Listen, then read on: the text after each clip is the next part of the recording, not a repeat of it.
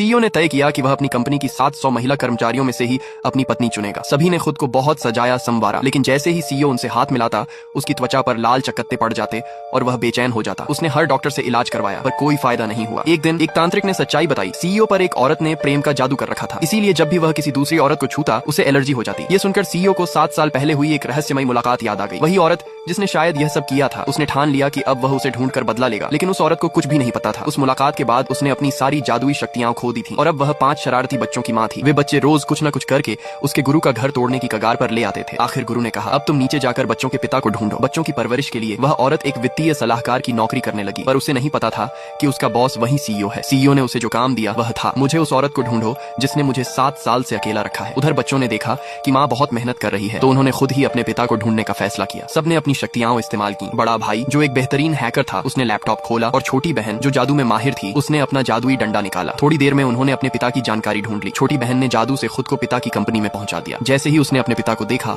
वह दौड़कर उनसे लिपट गई। सीईओ को उसकी बातों पर भरोसा नहीं हुआ, इसलिए वह उसे ऑफिस ले गया और असिस्टेंट से कहा कि उस फाइनेंशियल कंसल्टेंट को बुलाओ। जैसे ही वह महिला अंदर आने वाली थी एक चालाक औरत ने उसे धक्का देकर किनारे कर दिया। वह वही लड़की थी जिसे सीईओ के दादाजी ने उसके लिए ब्लाइंड डेट पर चुना था, लेकिन सीईओ ने उसे कभी स्वीकार नहीं किया था। हंगामे में असली महिला ने अपनी बेटी को देखा और मुसीबत से बचने के लिए जल्दी से उसे वहां से ले गई। जब सीईओ ने ब्लाइंड डेट को रवाना किया तो उसने देखा कि छोटी लड़की गायब है। सच्चाई जानने के लिए उसने लड़की के बालों का डीएनए टेस्ट करवाया। रिपोर्ट में आया कि उनके बीच 99% का जेनेटिक मेल है।